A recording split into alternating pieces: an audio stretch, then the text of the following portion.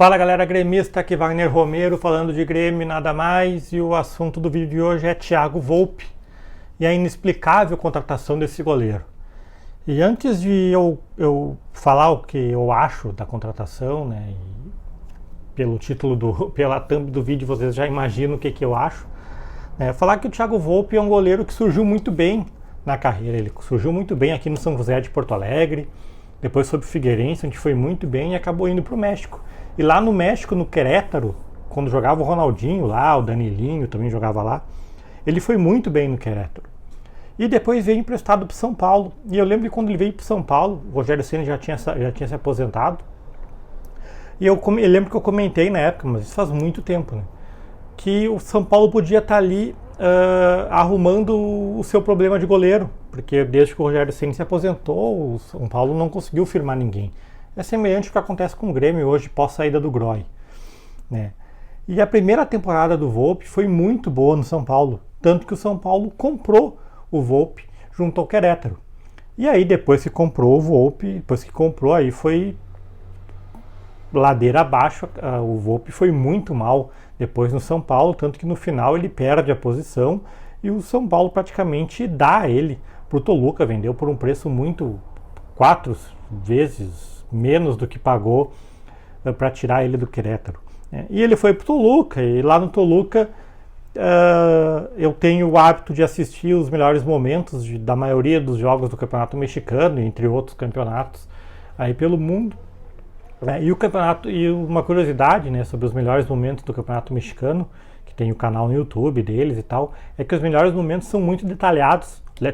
Cada jogo ali é 10, 12 minutos de melhores momentos, não é tipo que é do brasileiro do Globo Esporte ali, que é 2 minutos, 3 minutos e acabou, né? Então são bem detalhados ali, tu consegue ver não só defesas, tu consegue acompanhar como o jogador se posiciona em determinadas situações e tal. E o Volpi, ele, pra mim, assim, do que eu vi dele no Toluca, ele não se tornou um cara que voltou a ter uma boa fase, sabe? E no auge físico dele ali com 28, 29 anos, ele já foi muito mal no geral no São Paulo. Não é agora com 34 que ele vai voltar a ter o pico dele técnico e físico, né? Então, o que ele é conhecido lá? Um cara que bate pênalti com maestria, tem um monte de gol com a camisa do Toluca, às vezes se arrisca até bater falta, né? Mas principalmente pênaltis, né?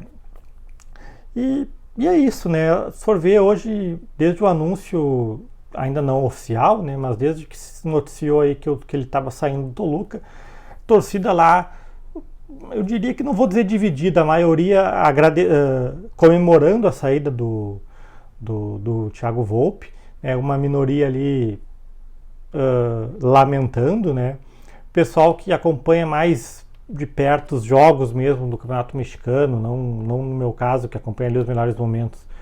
Alguns dizendo que ele é um cara que tem um status muito grande lá no Toluca, no futebol mexicano no geral, outros dizendo que ele não é essa maravilha toda, enfim. A minha questão é a seguinte, o Grêmio perdeu o Marquezinho, tá? E aí já fiz um vídeo sobre o Marquezinho que forçou a saída, quis sair, beleza, vai lá, boa sorte, que perca tudo no Boca Juniors, né? A questão é que entrou um dinheiro nessa venda do Marquezinho, cerca aí de 10 milhões de reais, perto de 2 milhões de dólares, pelo Marquezinho, jogador já de 37 anos. Se falou que o ficha 1 pro gol do Grêmio era o Matheus Magalhães do Braga. E aqui eu confesso que se eu assisti 2 ou 3 jogos do Matheus Magalhães pelo Braga, foi muito, jogos de Champions League, alguma coisa assim. Quando surgiu o nome do Matheus Magalhães, eu fui procurar vídeos sobre ele e tal. E aquela situação, um cara que não joga muito, não joga bem com os pés, mas que tem um bom goleiro no geral e tal, irmão do Moisés, né, o meia que já foi do Palmeiras e tal, né.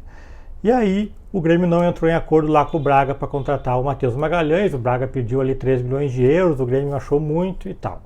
Aí se falou mais por torcedores do que a imprensa do Maílson, que está lá no mundo árabe. Para mim seria uma boa contratação, jogador jovem, 28 anos, né. E se falou, óbvio, como sempre fala, do Groy. A questão para mim, além do Grêmio não cogitar fazer oferta a outros goleiros, né, A questão é que o Grêmio sempre prefere a opção mais fácil, a opção mais barata. E o Grêmio vem num histórico de opções baratas desde que o Groi saiu do Grêmio. Paulo Vitor era barato, o Júlio César era barato, o Vanderlei era barato, né? Kaique era baratíssimo, né? E aí na hora de ir embora, na hora de se desfazer desses jogadores, o Grêmio teve que pagar para o Júlio César ir embora, teve que rescindir o contrato e pagar, teve que pagar para o Vanderlei ir embora, teve que pagar para o Paulo Vitor ir embora. Então, e não são qualquer quantia, o do Paulo Vitor ou do Vanderlei foi 7, 8 milhões de reais, 4 milhões de reais aqui, 3 ali. E tu soma tudo isso, é muito dinheiro, porque no final das contas o barato sai caro, né?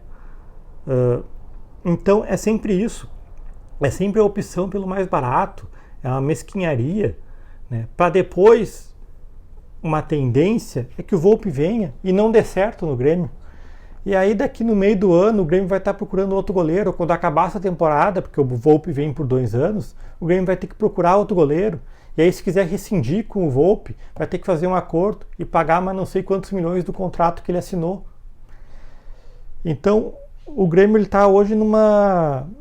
Não é nem uma encruzilhada, porque encruzilhada é quando tu tem duas opções e duas opções difíceis de decidir. O Grêmio tem ali uma escolha de ousar numa posição tão importante como goleiro, ou de manter o que vem fazendo nos últimos anos, que é só pechinchando no mercado. Eu nem sou um fã, por exemplo, do Everson, que está no Atlético Mineiro. O Everson, quando estava no Ceará, ele se destacou, fez um bom brasileiro, e o Grêmio foi lá com o Romildo ainda e fez uma proposta. E o Ceará riu da proposta do Grêmio e pediu, vamos supor, o Grêmio ofereceu 1 milhão de euros e o Ceará pediu 3 ou 4. Aí o Grêmio achou que era demais e nem conversou. O Santos foi lá, pegou o Everson, depois o Santos vendeu ainda para o Atlético Mineiro e o Everson depois ganhou tudo com o Atlético Mineiro. Tudo não, né? Mas ganhou bastante títulos com o Atlético Mineiro e nem acho um super goleiro. E a questão é essa. O Grêmio foi lá no Matheus Magalhães. A gente oferece 500 mil. Não, a gente quer 3. Pô, mas não dá. O Grêmio oferece isso. Sempre pechincha. Tá acontecendo isso agora com o Eliasson, lá o sueco. A EK pediu 5 milhões de euros, 5 e pouco milhões de euros, que eu também acho que não vale. Aí o Grêmio vai lá e oferece 1. Cara, o Grêmio ofereceu... tentou o Arboleda. Oferece um titular, jogador de seleção de São Paulo.